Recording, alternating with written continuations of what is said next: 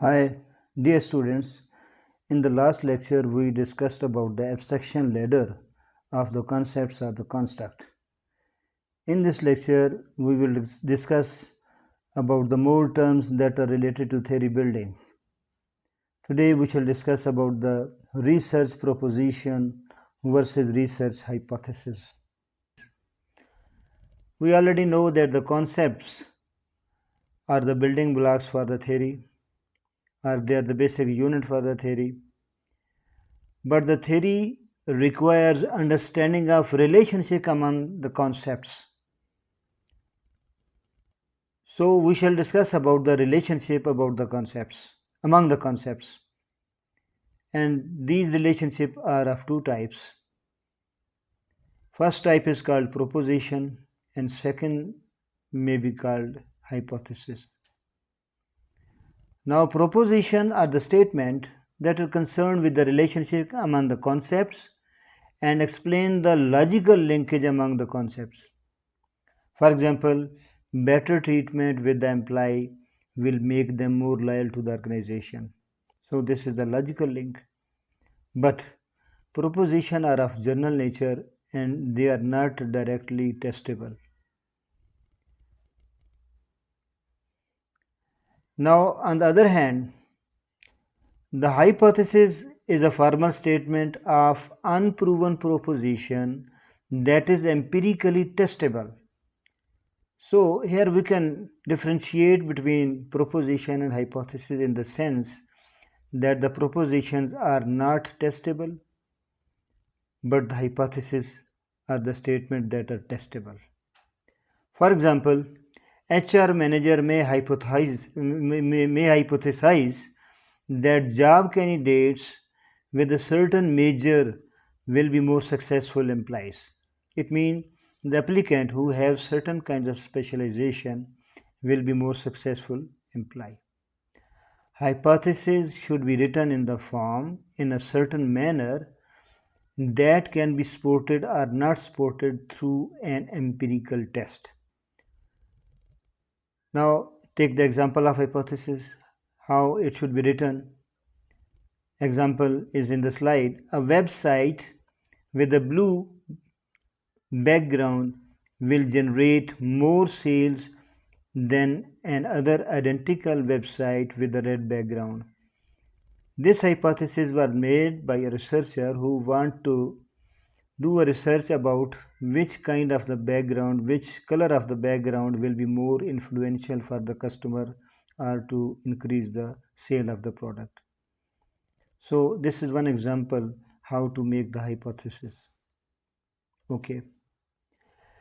Hypothesis, when we make the hypotheses are tested on the basis of the data. If the results of the data favor the hypothesis, we can say that hypothesis is supported.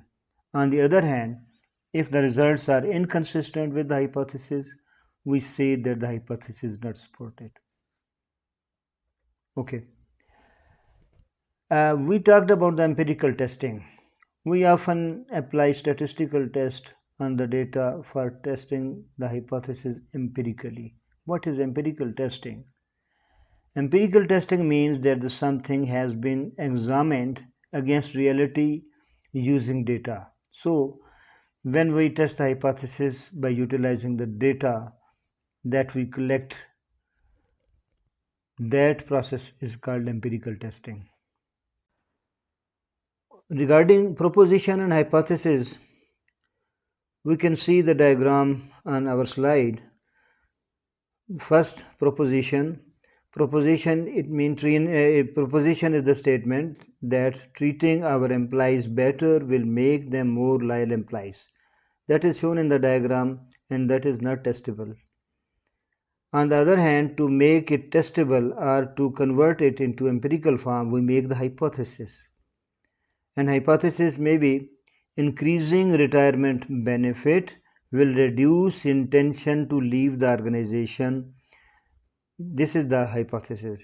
And it is an empirical counterpart of the proposition. This hypothesis is testable.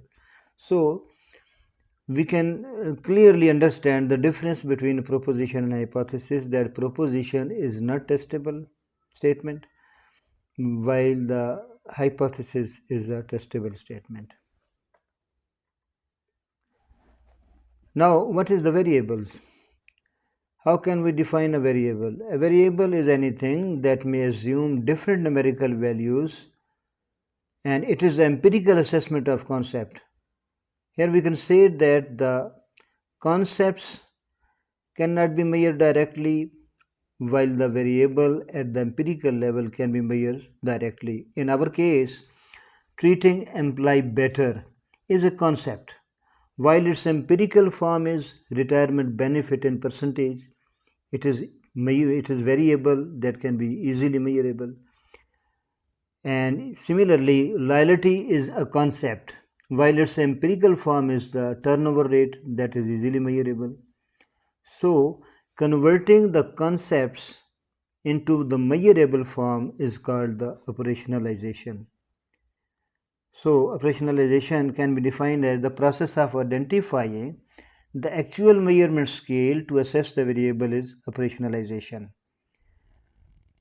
So, in this lecture, we discussed about what is the proposition, what is the hypothesis, what is the variable, what is the operationalization, what is the difference between the proposition and hypothesis. I hope you will like the lecture. You may comment on the lecture so that I can make further improvement. Thank you very much.